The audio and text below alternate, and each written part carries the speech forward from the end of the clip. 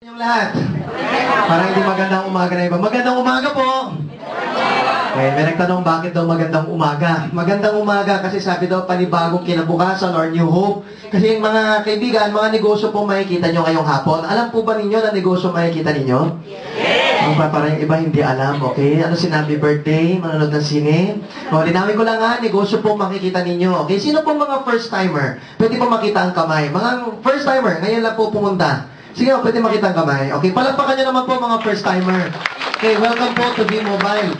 So, sa mga first-timer po mga kaibigan, ang i-offer po natin negosyo, isang negosyo na pwede pong magbago ang buhay natin. Pero syempre, bago po tayo mag-start sa negosyo, pakilala ko po muna ang aking sarili. My name is Martin Mijares. I'm only 25 years old. I've been in this company for 3 years na po. Mga kaibigan, na-invite din ho ako katulad ninyo. Pero yun nga lang, baka magkaiba ho tayo kasi ako ho, tinatawag nilang kaibigan at kaladkarin. Alam niyo po ba yung mga kaladkarin na kaibigan?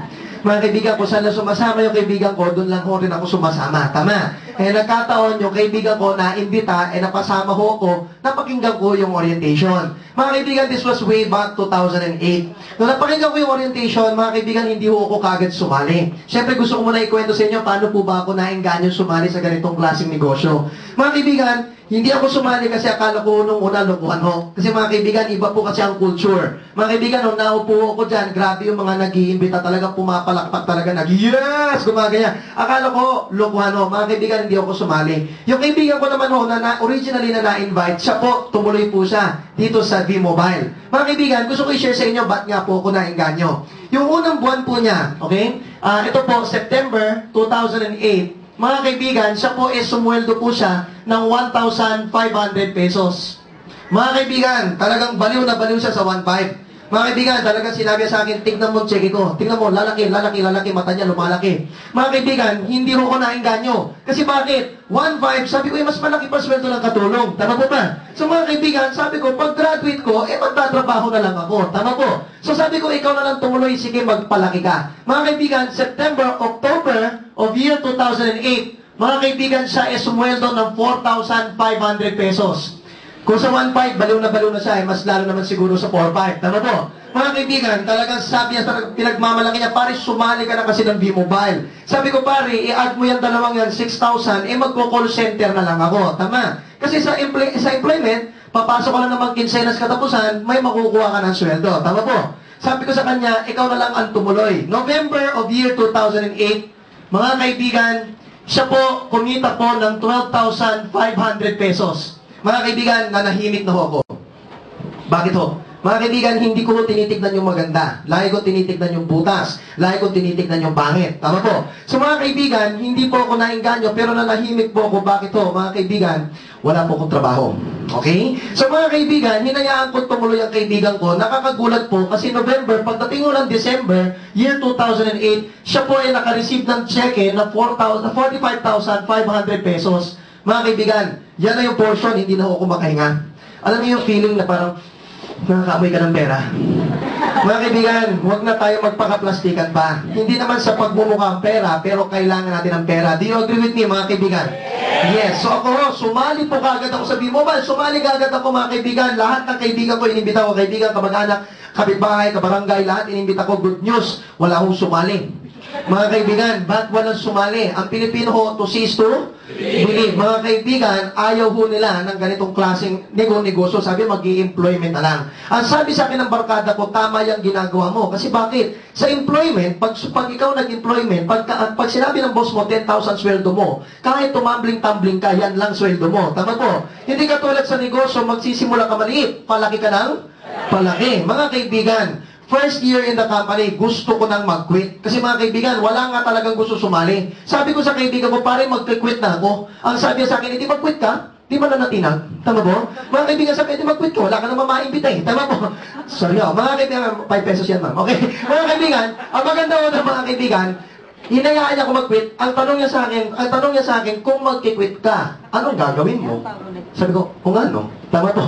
Kasi wala naman akong pagkakakitaan. So sabi ko, total, binigyan ko ng 1 taon, why not another year? Tama po. So mga kaibigan, binigyan ko ng 1 year, pinag-aralan ko yung negosyo. Wala akong sekreto kung hindi yung sistema. Pinag-aralan ko yung sistema, mga kaibigan. Ang nangyari ho, nag-generate po ko ng 15 million pesos sa loob ng 2 taon. Pero hindi na po ba yung mga kaibigan? Okay, mga kaibigan, I'm only 25 years old. Ang maganda po dito, nakapasok po kami sa Millionaires Club. Ang maganda po dyan, talagang tumapo po talaga, ang laki po talaga ng kita. Ngayon mga kaibigan, don't get me wrong, di ko naman po pinagyayabang sa inyo yon. Gusto ko lang malaman ninyo, may pera po talaga. Sino po ditong excited yumaman? Pwede makita ang kamay? Okay. Alam mo mga kaibigan, sabi nga ho, hindi araw-araw tinatanong sa'yo yan. Tama? Hindi araw-araw tinatanong sa'yo, pero pag nagkataon, tinanong ka kung gusto mong yumaman at hindi ka nagtaas ng kamay, merong nakatingin sa itaas. Tama po ba? Ang sabi, pag hindi ka nagtaas ng kamay, hindi ka niya bibiyayaan. So, huling pagkakataon sa hindi nagtaas ng kamay. Sino pong gustong yumaman? Pwede makita kamay, mga kaibigan. Ayan. Mga kaibigan, welcome po to B-Mobile. Pag-usapan natin paano ka ba yayaman. Pero number one, pag-usapan muna natin ang company. Siyempre, bago tayo pumunta sa yaman-yaman, pera-pera, pag-usapan muna natin yung kumpanya. Tama po? Si V-Mobile Technologies Incorporated po, bago lang po yan. It's been established April 29, 2008. Ang kagandahan po nito, ang may-ari po is Penta Capital Investment Corporation. Siyempre, pagkilala ko muna si Penta Capital. Isa siya sa pinakamalaking financing corporation sa Pilipinas. Pag sinabi nating financing, siyempre, ang tumatakbo sa utak natin, pera. Tama po? Utang. Tama po? Mga kaibigan, hindi po individual ang pinapautang nitong korporasyon na to. Ang pinapautang nila, kapwa korporasyon din po. Example sa mga korporasyon, sila Alaska, SM, Shell, Petron, KFC, San Miguel, 7-Eleven, ABS-CBN, mga big time po ba mga kaibigan? Yes! Oo naman, akalain mo, si San Miguel, umuutang pa pala, tama? Kung itong big time, umuutang pa doon, hindi mas big time yun, tama po? So mga kaibigan, that's what we're so proud of, sila ang may-ari ng V-Mobile. So pag-usapan natin, ano ba tong V-Mobile na tinayo ng Penta Capital? Mga kaibigan, tinarget namin ang basic needs ng tao. Pag sinabi mong basic needs, ano po ba yung mga bagay na yan? Tatlo lang naman yan, di ba? Mga kaibigan, food, shelter, at saka clothing. Pero mga kaibigan, totoo po bang nadagdagan na ho yan? Oo, nadagdagan na daw yan. Ngayon, no, sa panahon ngayon, nadagdagan na daw yan ang tinatawag nating load. Totoo po ba yun, na basic need ng load? Oo, di ba may kasabihan meron? Pag text meron, pagkain? Wala, mga kaibigan. Ang load ho, basic necessity. Kasi dito lang sa kwarto, halos lahat kayo gumagamit ng load. Mga kaibigan, pag nawalan ka ng load, hindi pwedeng hindi ka bumili. Bibili ka kaagad. Tama po? Hindi, walang option. Walang if I want or I don't want. Mga kaibigan, kailangan ho, kaya binibili. Yun nga lang, sabi daw nila, lahat daw ng tao ngayon sa Pilipinas, halos lahat may cellphone na. Totoo po ba yun? Oo, alam mo dati, luxury ho ang cellphone. Dati, pag may cellphone ka, big time ka. Pag may cellphone ka, executive ka. Tama. Naalala niyo ba yung cellphone? Akala mo, yung banana phone, akala mo pangkahit ng yelo. Naalala niyo po ba yun?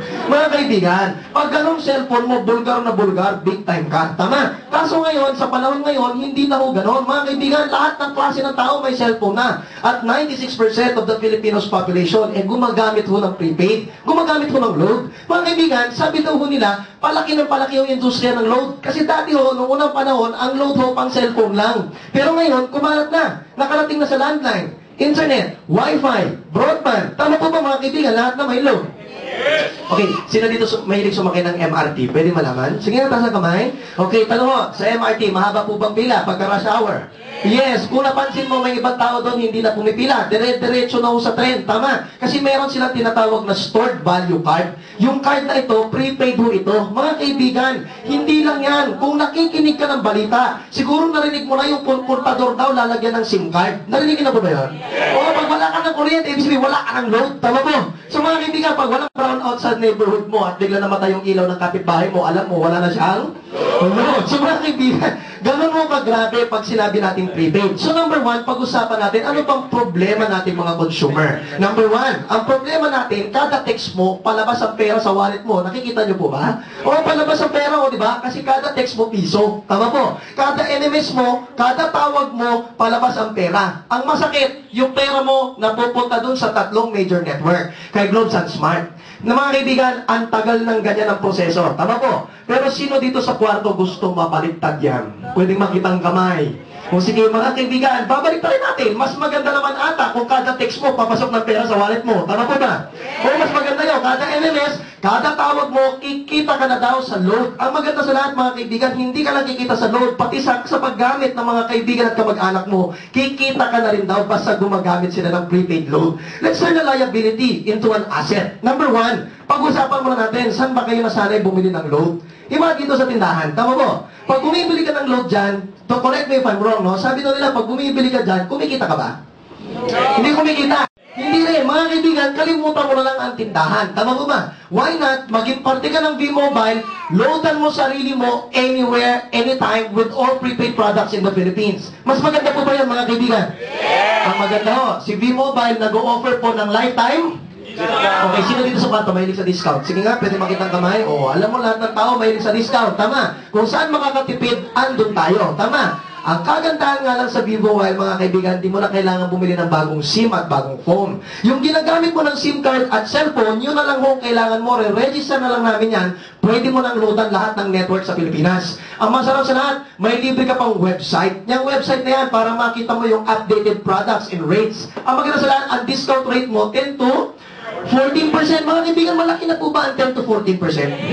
Uy, malaki yan. Tama po ba? Malaki ang 10 to 14%. May nagsabi sa akin, Sir, yung 10 to 14% yan, ibig mo sabihin, pag gumagamit ako ng 1,000 na load kada buwan, you get to save up 100 pesos. Malaking saving na po ba ang 100 pesos?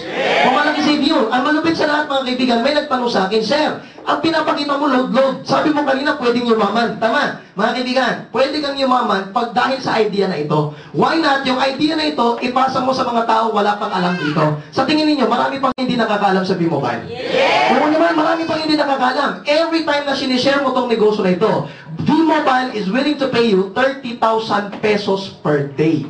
Ulitin ko, 30,000 pesos per day. Sino pong gustong kumita ng ganyan? Pwede makita kamay.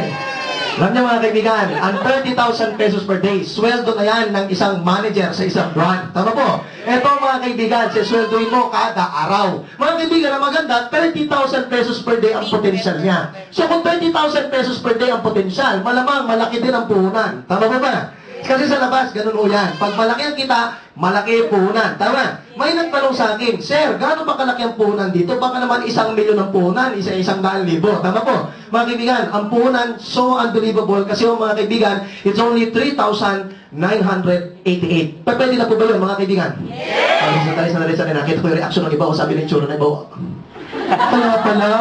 Kaya pala, hindi ko nasisibihin ko sila, basta naka-flash siya. O, diba?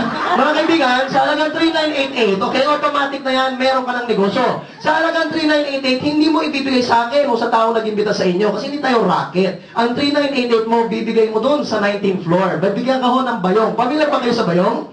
Okay, ang bayong mo, ang ganda ng kulay, may green, may pink, may purple, may violet. Mga kaibigan, pumili ka na lang ho dun sa baba. Tama po? Mga kaibigan, ang maganda, yung bayong mo, madaming laman mo yan.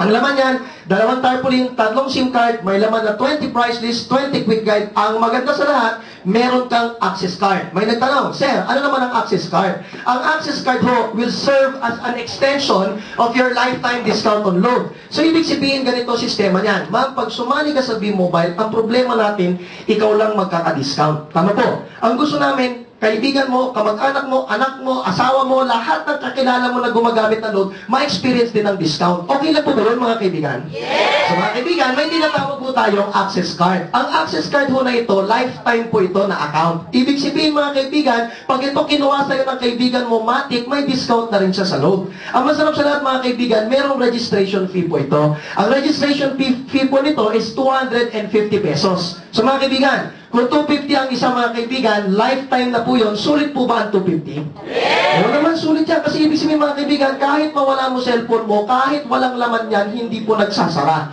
Wala pong kota, walang maintenance. Ang masarap sa lahat, sa 250 na to, ilan ang meron ka, ma'am? 20 kapiraso. Binenta mo sa kaibigan mo, 250 ang isa, lumalabas 5. Mga kaibigan, 5,000 ang hawak mong package, pero ang nilabas mo lang, 3,988. Tanong mo mga kaibigan, panalo ka? Panalo, because we have value for money. Anong ibig sabihin ng value for money? Pag nagbayad ka, ang